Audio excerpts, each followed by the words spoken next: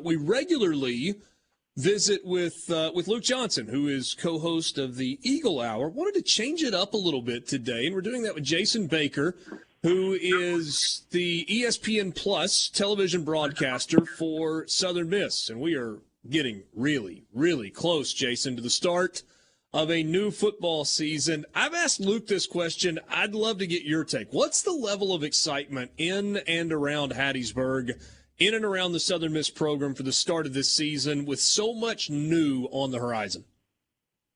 I think it's almost identical to what it was a year ago after the hiring of Will Hall, Richard. I think especially with such a marquee kind of game, with the storylines that loom on the game against Liberty for next Saturday. So, yeah, I mean, I would put the level of excitement at near or maybe even maybe a tick higher for year two for Will Hall. Is what you've seen in camp leading up to the start of this year and what you've heard from Will Hall, does it justify that level of excitement? Yeah, 100%.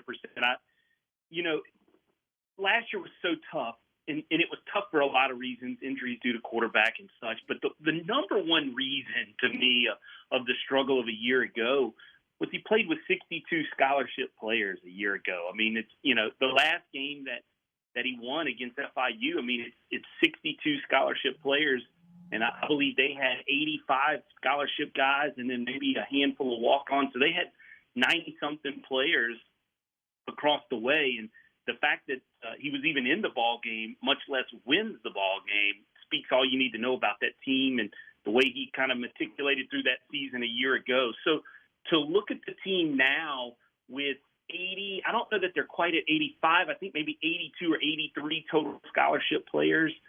To the eye, Richard, they just look better. Like they just have a better presence about them because of the depth. And that's got to mean something.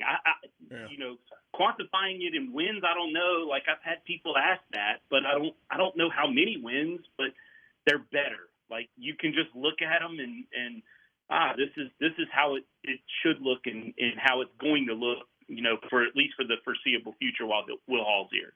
Yeah, I mean, it feels like it makes it at least a little bit of a fair fight, right? I mean, you may not have players that are better than the other team, but at least you've got the same number of players as the other team, and that makes a big difference. Visiting with Jason Baker, play-by-play broadcaster for Southern Miss Athletics. Season opener coming up in 10 days against the Liberty Flames. So, if you've spent any time at all around Will Hall, he's a little bit different than some coaches. You don't get a whole lot of coach speak from Will Hall. You kind of know where you stand with him.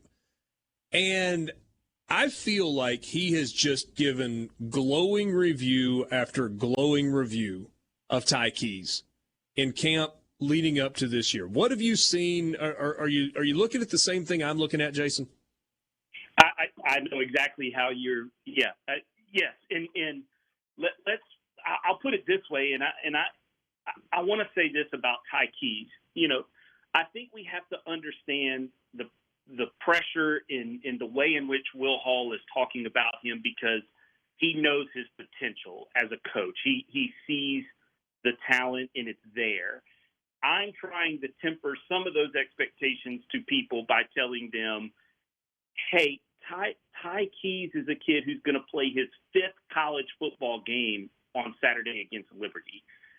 In the sample size, and actually, 5th, but really in 4 of those games, he only played 1 series against Rice when he got hurt and injured for the rest of the year.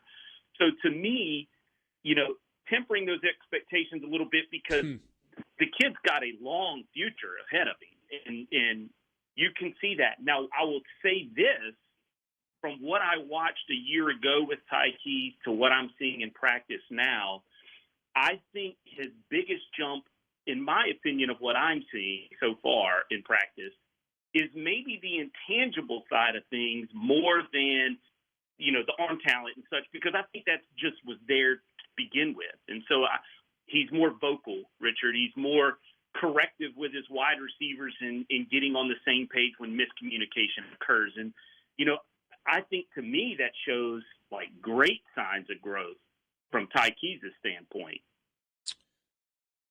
Jason, after watching Tylen Knight for the last 3 years, I cannot wait to see what this season looks like for him. He plays so hard. I mean, he is the size that he is, right? I mean, he was listed at 5'7", 175 a year ago. I don't know if he's actually 5'7". I don't know if he actually weighed 175 pounds. But I know that guy made plays. And it didn't really matter which side of the ball. If he was on the offensive side, he made plays on the offensive side. If he was playing defense, he made tackles. If he was in special teams, he was around the ball and he was causing strips. Do you have the same feeling that this could be a massive year for the transfer Tylen Knight back close to home? Yeah, and I'll share this story, Richard. The only encounter I've ever had with Tylen Knight was either his senior year, I believe it was his senior year of high school.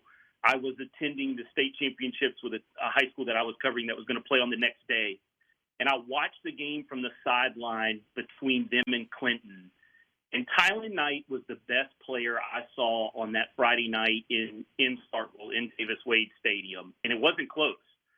And the other player on that field that night is now a Super Bowl champion in Cam Akers. And Akers was special.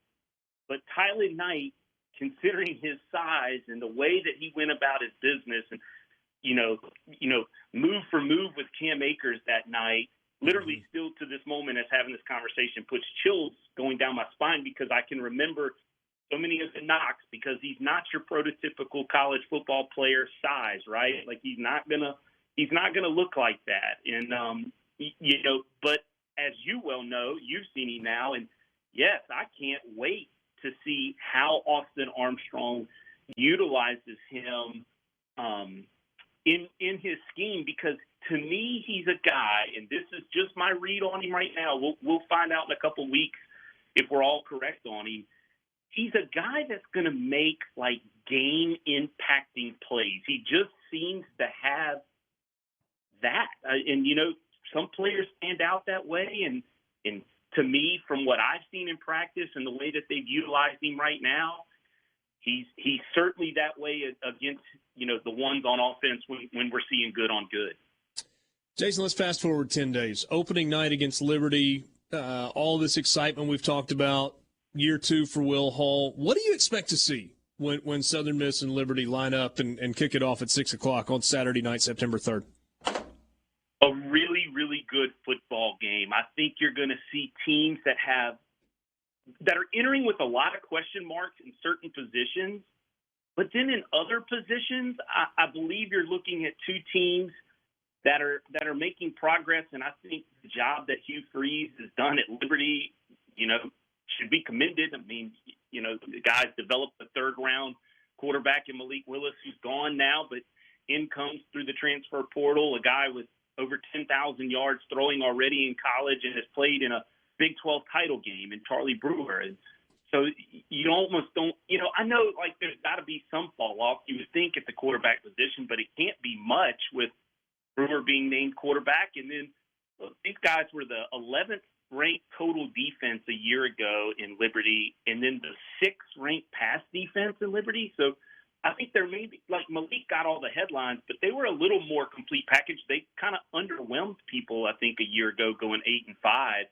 And then for Southern Miss, they've got some questions, but man, if he's hit on any of these transfer portal finds that Will Hall has found, and if they look like what they look in practice, at least to my eye right now, and granted, it's hard to tell until those lights come on how they handle the competition of an opponent. But if they've hit on any of those things, any of those guys in the transfer portal, Southern Miss will be immensely better than what they were a year ago. It's certainly going to be a fun way to start the year. I would assume a good crowd and a really good atmosphere right out of the gate with Liberty and Southern Miss at the Rock on September 3rd. Jason, thanks as always for your time.